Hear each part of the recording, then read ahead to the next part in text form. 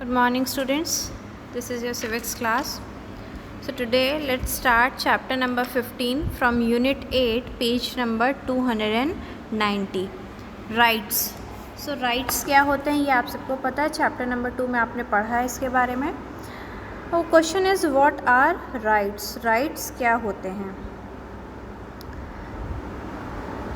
Rights are primarily those claims that we along with other regard to be necessary for leading a respectful life with full dignity. Rights वो होते हैं जिसके लिए हम claim कर सकते हैं और हमें कॉन्स्टिट्यूशन के थ्रू वो मिले होते हैं, जिससे हम अपनी लाइफ को डिग्निटी के साथ और रिस्पेक्ट के साथ फुल एन्जॉयमेंट करते हुए स्पेंड कर सकते हैं. For instance the right to livelihood may be considered necessary for leading a life of dignity. Rights are necessary for our wellbeing. और राइट्स हमारे लिए बहुत ही ज़रूरी होते हैं हमारी वेलबींग के लिए. They help individuals to develop their talent and skill. Rights की वजह से ही किसी भी इंडिविजुअल को हेल्प मिलती है कि जिससे वो अपने टैलेंट और स्किल को डेवलप कर सके, क्योंकि हमें राइट मिला है freedom of speech, freedom to choose religion, freedom of education, कि हम अपने अकॉर्डिंग अपनी करियर को, अपनी एजुकेशन को चूज़ कर सकते हैं और जिस भी फील्ड में जाना चाहे या जो भी हमारे टैलेंट है उसके अकॉर्डिंग हम अपने वर्क को कर सकते हैं. For instance right to education help us to develop our capacity to reason, give us useful skills and enable us to make informed choices in life. Okay. Meaning of claim. Claim का मतलब क्या होता है?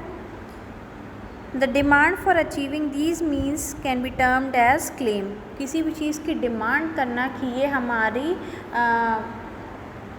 Demand है या ये हमारा हक है, उसको हम क्लेम बोल सकते हैं कि किसी के ऊपर आप उस चीज़ की डिमांड कर रहे हो या उस चीज़ के लिए क्लेम कर रहे हो कि ये चीज़ हमारी होनी चाहिए. In other words the claim is an essential demand through which a man wants to gain livelihood. अगर हम अलग वर्ड में बोलें तो बहुत ही क्लेम मीन्स कि ये बहुत ही एसेंशियल डिमांड है जो कि मैन एंड वीमेन चाहते हैं, जिससे उनकी लाइवलीहुड अच्छे से स्पेंड हो सके. How is a right different from any claim. कोई भी राइट क्लेम से कैसे डिफरेंट होता है? Firstly right are legally protected but all the claims are not legally protected. जो राइट्स हैं वो लीगली प्रोटेक्टेड हैं, मीन्स वो हमें कॉन्स्टिट्यूशन से मिले हुए हैं, लेकिन जो क्लेम है वो लीगली प्रोटेक्टेड नहीं है.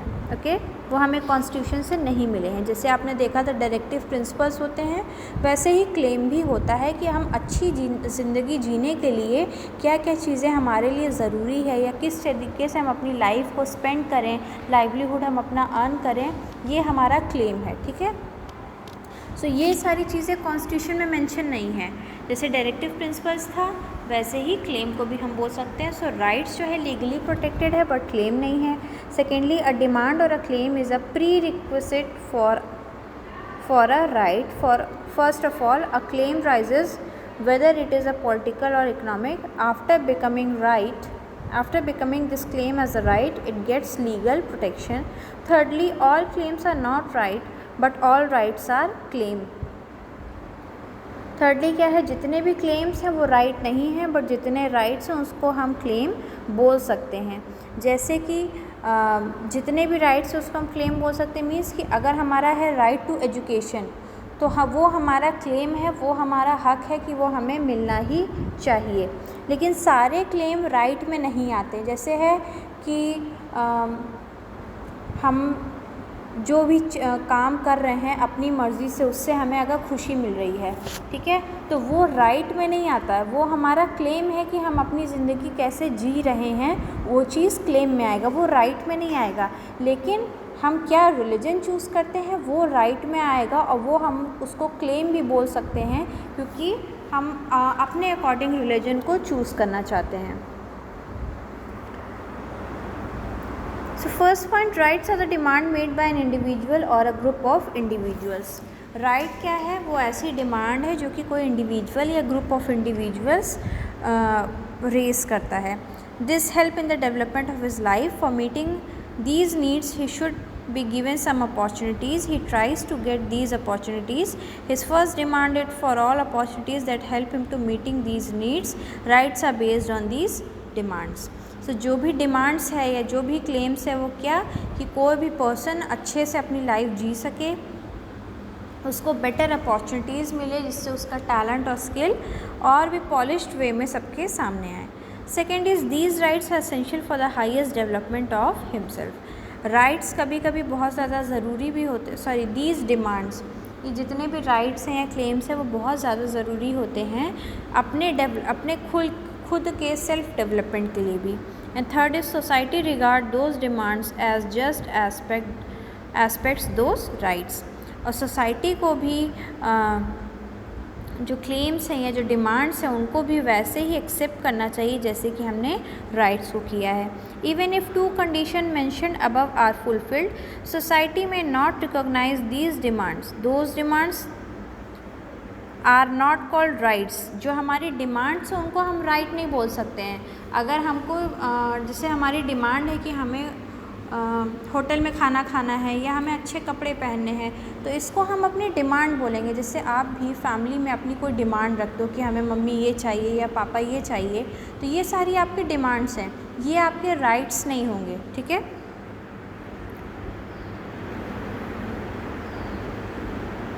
Because man's existence outside society can not be imagined, he can not fulfil his demand alone.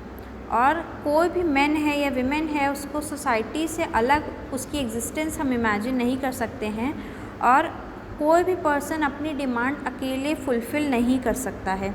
Each of his demand has its effect on other member of the society.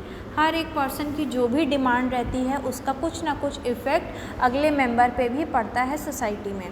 Suppose आपके घर में कोई child है अगर, और वो चाहता है कि उसके पास साइकिल हो, ठीक है, तो वो अपने घर पे साइकिल की डिमांड करेगा। जब वो बच्चे के पास साइकिल आएगी तो उसके सोसाइटी में या उसके नेबर में या उसके फ्रेंड्स में, रिलेटिव्स में और भी अगर कोई छोटा बच्चा रहेगा तो वो भी उससे इफ़ेक्ट होगा, वो भी फिर अपने घर में डिमांड करेगा कि हमें भी साइकिल चाहिए। जो डिमांड होती है वो एक दूसरे के ऊपर इफ़ेक्ट अपना डालती है। Where do rights come from? Rights कहाँ से आते हैं? और ये सबको पता है कि राइट्स हमें कैसे मिलते हैं, फ्रॉम द कॉन्स्टिट्यूशन। कॉन्स्टिट्यूशन से मिले हुए हैं, लेकिन इसके बाद भी राइट्स कुछ डिवाइडेड हैं, like theory of natural right. कुछ थ्योरी है कि नेचुरल राइट्स कौन कौन से होते हैं। In the 17th and 18th century, political theorists argued that rights are given to us by nature or God। 17th और 18th सेंचुरी में कुछ पॉलिटिकल थ्योरिस्ट जो थे उनका कहना था कि जो हमें राइट्स मिले हुए हैं वो नेचर या फिर गॉड से मिले हुए हैं। The right of man way derive from natural law. और जितने भी राइट्स हैं उसको नेचुरल लॉ से हमें वो मिले हुए हैं।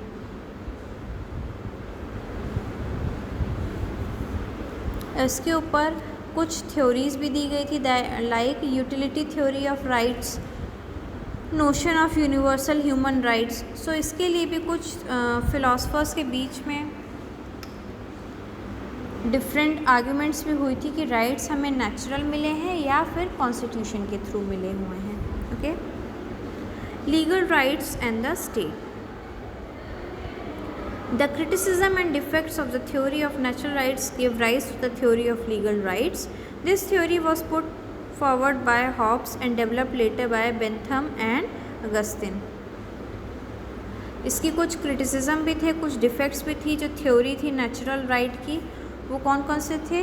First is right put obligation on state to do certain things. Right की वजह से स्टेट के ऊपर कुछ ऑब्लिगेशन भी लगाई जाती हैं, मीन्स कि कुछ प्रेशर भी रहता है कि उनको कुछ चीज़ें करनी ही करनी है। If we have the right to life, अगर हमारे पास राइट है कि हम राइट टू लाइफ है, a duty is cast on a state to punish those who deliberately और अनलॉफुली किल अदर पर्सन। हमारी ड्यूटी है कि अगर कोई पर्सन किसी दूसरे पर्सन को मर्डर कर देता है, किल कर देता है, तो ये स्टेट की ड्यूटी है कि उसको भी पनिश करे। ये इलीगल एक्शन होता है और इसीलिए इसको सेफगार्ड करना या सेफ़ एनवायरनमेंट रखना बहुत ज़रूरी है। और ये किसका काम है? स्टेट का, गवर्नमेंट का। Rights impose restriction upon the behaviour of government. कुछ हद तक राइट्स जो है रिस्ट्रिक्शंस भी लगाते हैं गवर्नमेंट के बहुत सारे बिहेवियर पे। बहुत सारे गवर्नमेंट का ऐसा बिहेवियर होता है जो सबके लिए सूटेबल नहीं होता है या सबके लिए बेनिफिशियल नहीं होता है। सो राइट्स के थ्रू बहुत हद तक रिस्ट्रिक्शंस भी लगते हैं। Evaluation of the theory of legal right, then evaluation की जो थ्योरी है लीगल राइट्स की वो किस हद तक सही है और कहाँ तक गलत है। काइंड्स ऑफ राइट, कौन कौन से राइट्स होते हैं? सोशल एंड इकोनॉमिक राइट, जो आपने सेकेंड चैप्टर पढ़ा था तो उसमें आपने पढ़ा था कि कौन कौन से राइट्स होते हैं। Okay, so kinds of right, social and economic right. First is personal right, right to self protection, कि आपके पास राइट टू सेल्फ प्रोटेक्शन होना चाहिए। Second, right to get justice, कि अगर आपके साथ जस्टिस नहीं हो रहा है तो आपके पास राइट है कि आप राइट टू जस्टिस यूज़ कर सकते हैं। Right to freedom of movement, कि आप पूरे कंट्री में कहीं पे भी मूव कर सकते हैं freely, right to freedom. Right to freedom of speech, कि आपके जो भी थॉट्स हैं, एक्सप्रेशन हैं, आइडियाज़ हैं, व्यूज़ हैं, उसको आप खुल के एक्सप्रेस कर सकते हैं। राइट टू ऑर्गेनाइजेशन, कि आप पीसफुली कोई भी मीटिंग को, एसोसिएशन को या फिर अपने ओपिनियंस के लिए कोई भी चीज़ को ऑर्गेनाइज़ कर सकते हैं, रैली ऑर्गेनाइज़ कर सकते हैं या फिर कोई छोटे छोटे ग्रुप्स ऑर्गेनाइज़ कर सकते हैं जिसमें आप अपने व्यू पॉइंट को एक्सप्रेस कर सकते हैं। Freedom of the press means कि जो भी आपके थॉट्स हैं, आप न्यूज़पेपर वगैरह में देखते होंगे कोई चीज़ सही है या कोई भी चीज़ गलत है तो उनके पास राइट टू प्रेस है, मीन्स कि वो कुछ भी पब्लिश कर सकते हैं, वेदर इट इज़ राइट और वेदर इट इज़ रॉन्ग। जो ट्रू होगा, जो फैक्ट होगा वही वो लोग पब्लिश करेंगे, कोई भी चीज़ उसमें छुपाई नहीं जा सकती है। Second is religious right. Religious right क्या होता है वो आप सबको पता है कि आप किसी भी गॉड की वर्शिप कर सकते हो, कोई भी रिलीजन चूज़ कर सकते हो, किसी भी रिलीजन को प्रीच कर सकते हो और उसमें आप कोई भी पर्सन कुछ भी नहीं बोल सकता है या कोई भी फोर्सफुली आपको कोई अदर चीज़ करने को या कोई और वो रिलीजन फॉलो ना करने को मना नहीं कर सकता है। Third is cultural right. Cultural right ये क्या होता है आप सबको पता है, means right to get education, आप कोई भी एजुकेशन ले सकते हैं। And second is right to form cultural association, आप कोई भी कल्चरल एसोसिएशन को फॉर्म कर सकते हैं। Fourth is economic right. Economic right में क्या है कि आप अपनी लाइवलीहुड अर्न कर सकते हैं। Right to choose vocation means कि जो भी आप जितने भी पर्सन हैं, हर पर्सन एक दूसरे से अलग है, कोई भी पर्सन सेम नहीं है। सो हर पर्सन अपने टेस्ट के अकॉर्डिंग, अपनी लाइकिंग के अकॉर्डिंग, अपने टेम्परामेंट के अकॉर्डिंग, जहाँ पे भी उसका मन करे अपने चॉइस के अकॉर्डिंग वर्क कर सकता है। कोई कंपलसरी या कोई प्रेशर नहीं है कि हर पर्सन को डॉक्टर ही बनना है या हर पर्सन को इंजीनियर ही बनना है। वो आपके विल पर डिपेंड करता है, आपके विश पर डिपेंड कर सकता है, आपके क्या टैलेंट है, क्या स्किल है, क्या नॉलेज है, क्या चॉइस है, आप किस फील्ड में जाना चाहते हो, ये टोटली ये सारी चीज़ें आप पे डिपेंड करती हैं। सो ये आपके इकोनॉमिक राइट के अंडर में आएंगी। देन है right to property. Right to property में क्या आएगा, in every domestic country citizens are given the right to property. In Indian constitution right to property was also mentioned. So right to property means कि according to the communist or socialist view there should be not be any such right to private property. All the property in state owned, individual enjoy property under state control, और जितनी भी हमारी property है वो state control में होनी चाहिए। Means कि आपके पास सारे ही चीज़ों के प्रॉपर डॉक्यूमेंट्स होने चाहिए, आपके गवर्नमेंट जो रजिस्ट्री होती है, जो भी आपकी प्रॉपर्टीज़ है वो लीगल वे में होनी चाहिए, इलीगल वे में आपके पास कोई भी प्रॉपर्टी नहीं होनी चाहिए। Fourth point is right of minimum economic standard. हर एक पर्सन को मिनिमम नीड क्या होती है, फूड, क्लोथिंग एंड शेल्टर, कि उसको खाना मिले, कपड़ा मिले, शेल्टर मिले। So man has certain essential needs which have to be fulfilled, otherwise he can not keep body and soul together. Man की कुछ नीड है, मैन या वीमेन की कुछ नीड्स हैं कि उनकी जो नीड्स हैं वो फुलफ़िल होनी चाहिए। जैसे आपने एक हिंदी में एक सुना होगा, रोटी, कपड़ा और मकान। So food, clothing and shelter ये बहुत ही बेसिक एंड इम्पॉर्टेंट नीड है, और हर एक पर्सन के इतनी अर्निंग होनी चाहिए या इतना मिनिमम स्टैंडर्ड होना चाहिए कि वो अपनी इन बेसिक नीड्स को फुलफ़िल कर सके। A minimum economic standard should be provided to its citizens so that he could meet his minimum essential needs. जहाँ पे भी वो वर्क कर रहे हों या गवर्नमेंट का भी काम है कि जो भी लोग ऐसे हैं उनको इतना इकोनॉमिक स्टैंडर्ड उनका रखना चाहिए या इतनी उनकी पेमेंट रखनी चाहिए कि वो अपनी जो एसेंशियल नीड्स है उसको फुलफ़िल कर सकें. Fifth is political and civil right. The rights that help citizen in taking part in administration are known as political rights. Administration जो प्रोसेस होता है उसमें जितने भी लोग सिटीजन्स पार्टिसिपेट करते हैं उसको हम पॉलिटिकल राइट्स बोलते हैं. Political rights can be thought of only in democracy, और ये सिर्फ डेमोक्रेसी में ही पॉसिबल है. मींस कि जैसे आप वोट करते हो या किसी भी इलेक्ट करते हो किसी को भी, कोई भी गवर्नमेंट को क्रिटिसाइज़ करते हो, राइट टू पिटीशन करते हो, ये सारी चीज़ें आपकी पॉलिटिकल राइट्स के अंडर में आती हैं. कि आप 18 ईयर्स के हो या उसके अबव हो तो आप वोट करो, किसी भी मेंबर को आप इलेक्ट करो जिसको आप चाह रहे हो. जो अगर कोई गवर्नमेंट अच्छा काम नहीं कर रही है तो आप उसको क्रिटिसाइज़ करो, उसकी जो पॉलिसीज़ ऐसी हैं जो कि गलत हैं उसको आप क्रिटिसाइज़ करो, उसको आप डिनाई करो.